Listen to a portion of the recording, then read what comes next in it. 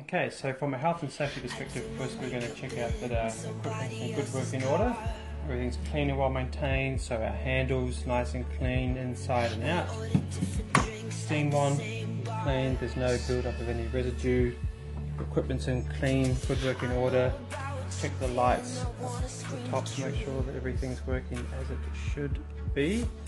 Same goes for our coffee equipment, everything's clean and good working order. We're going to start with just as many coffee beans as we need for the number of coffees that we're making, so add fresh each time. This is a single origin Kenya AA roasted by me, but you can use whatever you like. So for the purposes of today's demonstration, we're going to go for 21.5 grams in the basket, and we're going to use the scales to measure that to the bracket. Let's go. So now we're going to start with the grinding. So we've got fresh beans in the grind. We've cleared the chute to make sure there's no residue, and we're aiming for 21.5 grams. So we're assuming the grind has already been set up correctly. That will be covered in more detail in later courses, and let's go.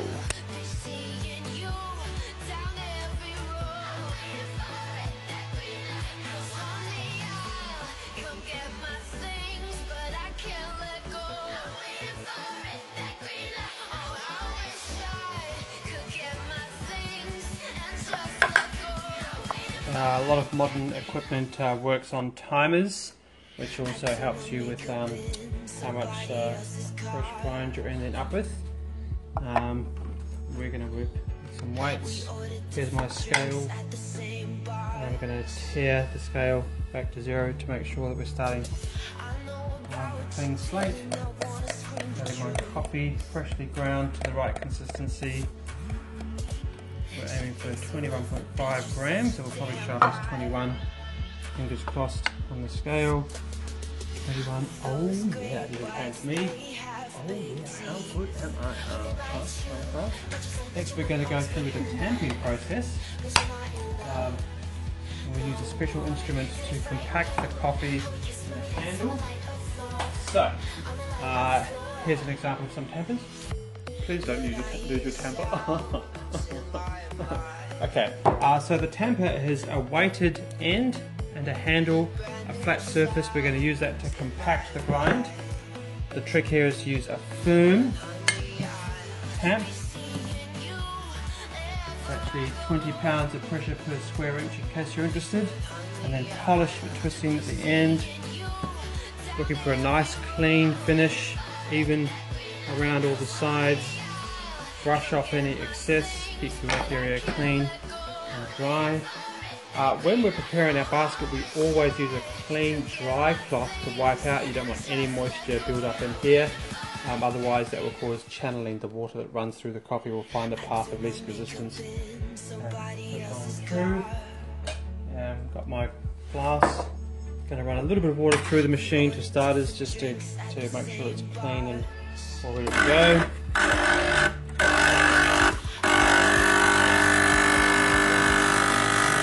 It's looking pretty good to me.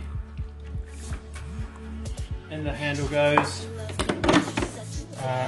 Quite firm amount of pressure, but not too much. I'm doing a manual extraction, so let's go.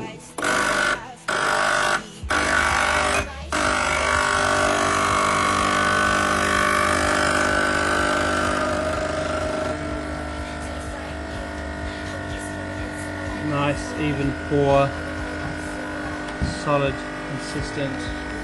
Stopping about the 3rd mark way, and that's looking pretty good to me. Milk texturing will be covered in the more advanced class, so I won't go into too much detail here except to say that you're looking for a smooth, even consistency, a shiny surface that should have a bit of a gleam on it, and no big bubbles. I'm looking for microfoam. Yeah. Back to my bubbles, give it more.